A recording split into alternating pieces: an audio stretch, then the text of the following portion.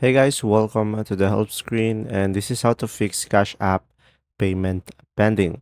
So guys, if you ever encounter this issue, just go to Google and search for status Cash App and go over here Cash App status.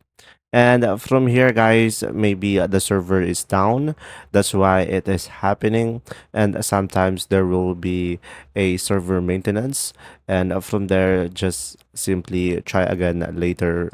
And guys, if you still encounter the issue, I'm gonna show you a step-by-step guide. So first, open up the Cash App and go to Activity tab down here. And after that, just go to the Pending tab. And you will see all of the pending transaction that you have. And click the green Accept button next to the recipient to accept the pending payments to receive the money to your Cash App wallet. And from there, you will be able to accept the payment pending from your Cash App. And there you go, guys. If this video was helpful, please like and subscribe. And thanks for watching. See ya.